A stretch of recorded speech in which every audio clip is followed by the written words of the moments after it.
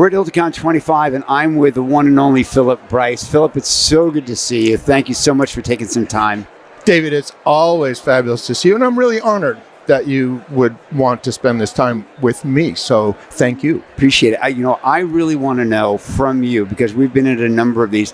What's the vibe if you're listening at home to this podcast? What's the vibe here at ILTACon this year? It's hard for me to separate the perspective that I'm bringing, and then to combine that with what I'm observing. And as you know, I've been in this, I'm a lawyer. I've been in the legal business a long time. I've been a knowledge management lawyer at big firms for 30 years. So I've seen a lot and thought about a lot, not only about legal technology, but the business of law and strategy. And, GenAI now is such a thing, and there's tremendous energy.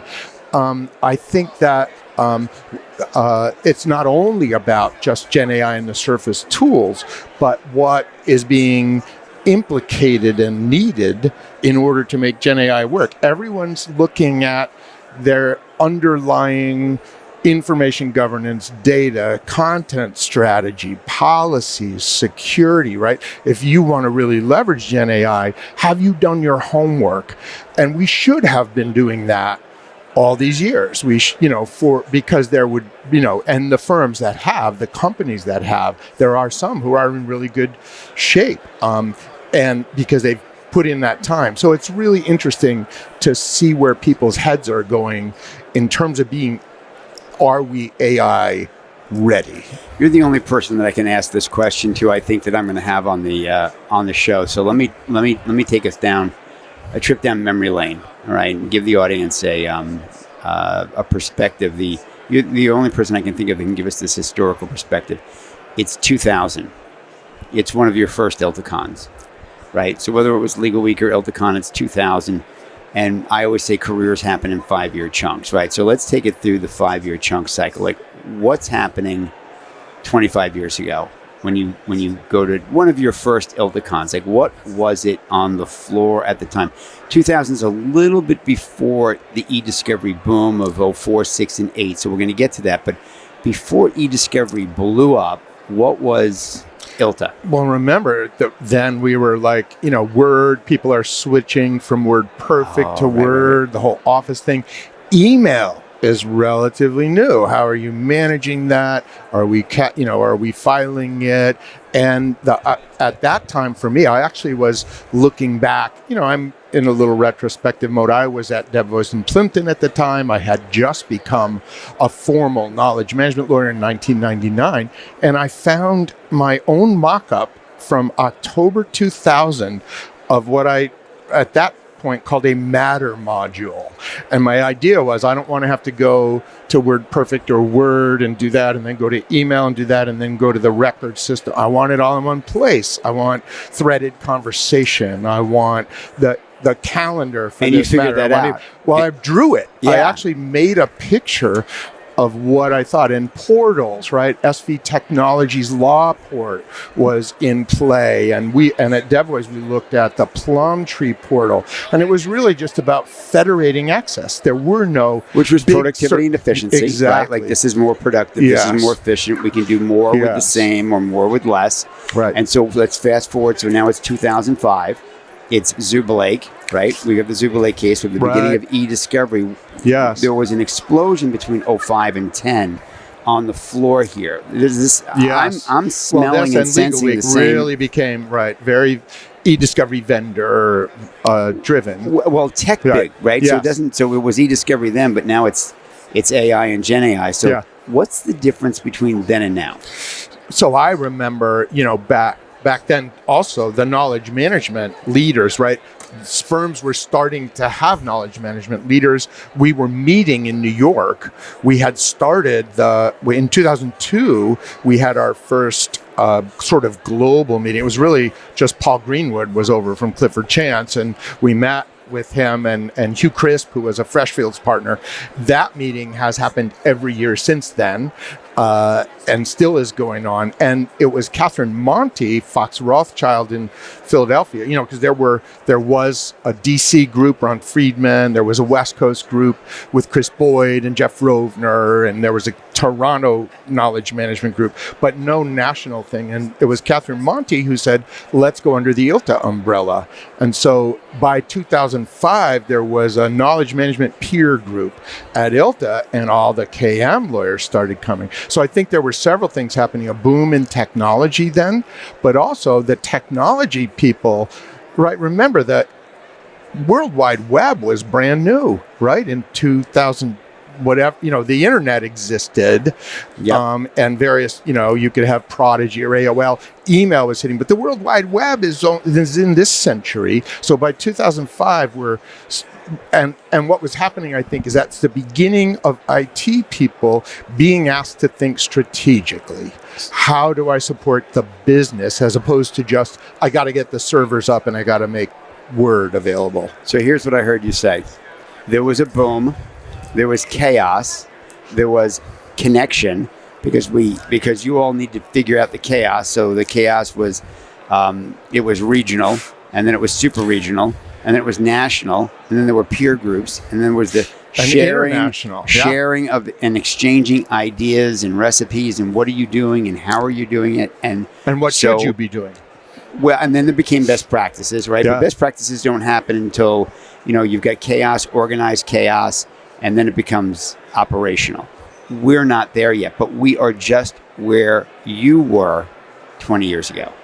It's the beginning. It's what I like to call the beginning of the beginning. Right. And what I loved so much about what you just said is the connections that you made then, 20 plus years ago, are still sustaining you today. So if you're listening to this podcast, if you're listening to this episode with Phil Bryce, the lesson from me to you, and Phil, you can have your own, whatever you want to share with the group, is the connections you're making today. Look to the right, look to the left. You are going to know these people for the next 20 plus years, and they will make your careers if you focus on what I call your core four, build the relationships, have a cup of coffee, never eat alone. This is what will sustain you, and you are really proof of that. Tell us a little bit more about how you've made that work for you.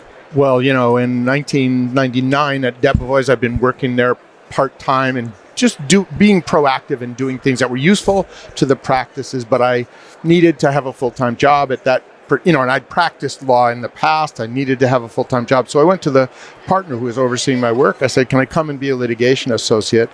And John Curry, who's now retired, and he said, we like what you do. Why don't you do more of it? You be our full-time knowledge management lawyer, and you tell us what to do. And by the way, I called him up 2 weeks ago and thanked him for that. Yes. And this is getting to the networking point. My instinct was to go find other people who were doing this, who might be able to help me. So I started reading the literature about legal knowledge management and that and practice management in the broader sense. I started going to conferences and I introduced myself to people, Michael Mills, Blake Bell, the people who were Brent Miller, who were doing this for other big law firms. And I invited them all over to lunch one day in 2001. And that group has met every month since then. And some of the people in that room are, the dearest friends I have among the dearest friends I have in the world. And that, meeting and sharing and learning together was invaluable. And it was kind of like, we were all new. Nobody knew how to do this. And it was a little bit of group therapy in a healthy way. Well, for sure a healthy way, because, if you go alone, you can get anxious. If you go together, it's anxiety reducing. Yeah. I always say that, if you share whatever pain or anxiety you have with somebody else, you cut it in half. Yeah, that's a good way to think about it.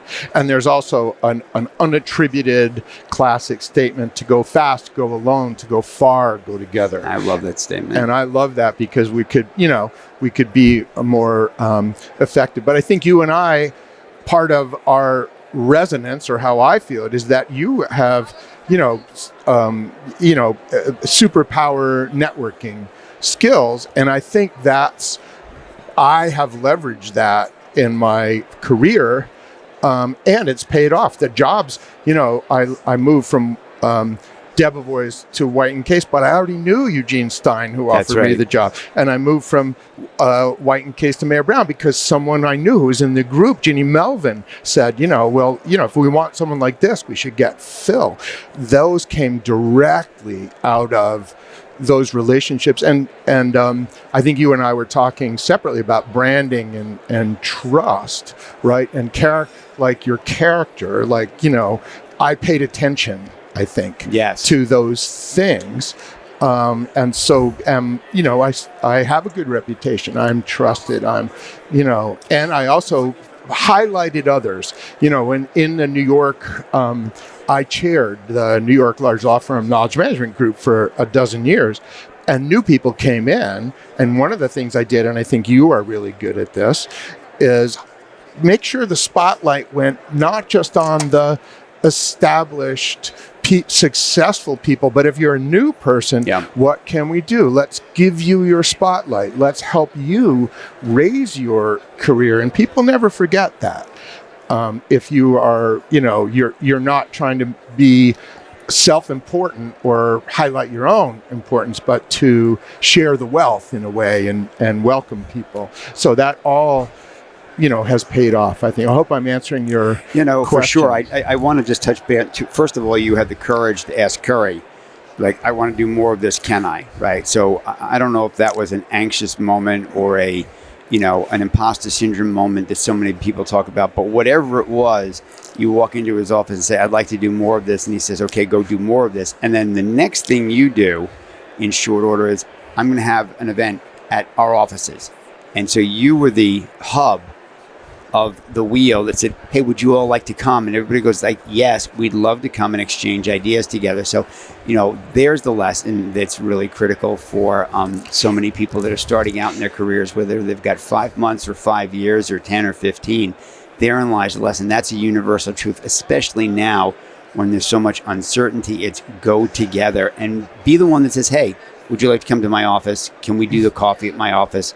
Here's some, donuts and bagels and coffee or pizza or whatever it is. I find that whenever you put pizza in a room, a crowd follows. Well, and also, this is kind of an extension of that thought. But I happened to be the one who invited everyone, and then I took on myself. I said, do you want to do this again? Everybody said yes. And so I facilitated. We moved to different firms. We met every month at a different firm, but I made sure that was scheduled, and I communicated with everybody. And I then people started calling me the chair of the group. And then every year I would say, I guess I'm the chair. But I don't have to be. This is our group. This isn't my group. And does anybody else want to do this, or do we want to have an election? And people looked at me and laughed. They're like, "No, we want you to do this." So, and I wound up stepping aside after a dozen years. It was just time for me to let others lead the group. But it was a great experience. And so for anybody who's in that spot today, be the change you want to be. And say, hey, let's do this. And what do I always say, Phil? Never eat alone. Never eat alone. Never eat alone. You can have a virtual cup of coffee. I mean, it's one of the things that I think has been so, one of the reasons the Cowen Cafe has been so successful is that people come, they come smart, they leave smarter, and they leave connected. You meet somebody. You can't not meet somebody if you want to. You can just reach out and go hey, can we have a virtual cup of coffee? And everybody on that call is open to meeting. I remember I was and I kind of got this, it's got to be 15 years ago. I was at a conference and I was talking to somebody. He goes, and so we had a great chat. We talked for maybe 5 or 7 minutes. He goes, well, listen, I know that you're here to meet people and I'm here to meet people. Why don't we connect, next week when this is all over so that we can continue our networking? And I'd never heard anybody be that candid about what our purpose was. Sometimes you get stuck in a conversation and you're there for 20 minutes, but what you really wanted to do was connect and exchange ideas and okay, we're like-minded. I have something to share with you and you have something to share with me. It's okay, let's move on to the next one. And it wasn't commercial. It was just very honest. And I'm I really appreciated that and have used that ever since, going, let's move on. And then I just keep connecting people as I go along through it. I'm do you know so-and-so? And it's worked out very well. It's a really good process. I know you do the same. You mentioned the concept of courage. You said I had the courage to network. And I think that people don't always realize how open other people will be. Even if you view them as stratas above you, they wouldn't want to pay attention to me. Why not go up and say to that person, can I have coffee with you? I want to learn from you. And people don't do it as often as they should, I think. I went to law school at the University of Connecticut. I've maintained a good relationship with the schools. I've known the deans. I've known the placement people. And I've said to the placement people, any UConn law student who wants to talk to me, let them know that they can. Yep. And I think only 3 people have ever... and we've had great. I've been happy to be and even stayed in touch with some of them through the years. And one of them works at Mayor Brown now, who reached out to me in the process. So I guess I'm just and you would say this too. If there's someone you admire, someone you want to be like, or you want to know, they're going to be flattered always if you go and say, it would be an honor for me to spend some time with you. We say that, but nobody believes it. That's right. They say that, but nobody believes it. But I'm going to say it again. All you need to do is put out your hand and simply say hello. Right? I'm in this business for well over 20 years, and I love it when people come up to me and just put out their hand and go like, hello, and I'm like, hello, and then you're just meeting. I mean, it's. I can't put words around this, right? But people don't believe it. They're like, oh, no, you can't do that. Like, oh, yes, you can. Whoever it is, you can reach out and say, I wouldn't do it to the president or... You got to be top. Yeah, you have to know. Yeah, but I mean, someone in the president. I'm like, hello, my name is David Cowen. I got a couple of questions for you. But, many people helped me along my way. And I had mentors and people whose names, the knowledge management community would know. And so I feel very willing to pay that back. And I've had people who are new in the legal knowledge management world. Phil, could I talk to you? I'm like, come to my office. I'm going to spend, this is that, and I learn. And then those relationships pay off too, right? So anyway, I think we're fuging on the same point of the power of networking, connection, and sharing. I'll say one last thing on this. More today than ever before, because I don't have to leave my office. It's not an inconvenience. I have 20 minutes, if you're listening. I have 20 minutes for a Zoom call with anyone, anytime. Not anytime like on your calendar, anytime on my calendar, but I have 20 minutes for anybody to have an exchange of ideas on how do you get from that and next in your career, or whatever that question may be. Phil, what piece of advice do you want to leave our audience with today? Keep your eyes and ears open, right? Be curious.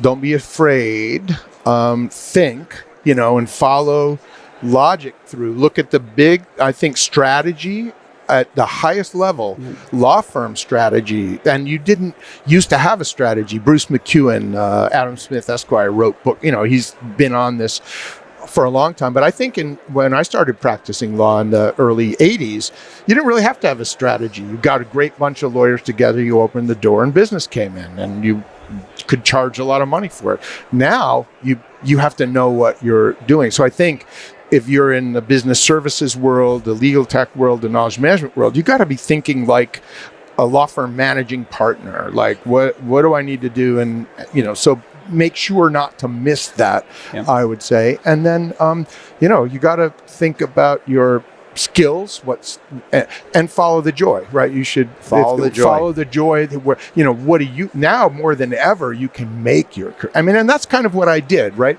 At Debevoise, I was working and I did things that I thought were good to do. And then John Curry said, oh, that's your job now.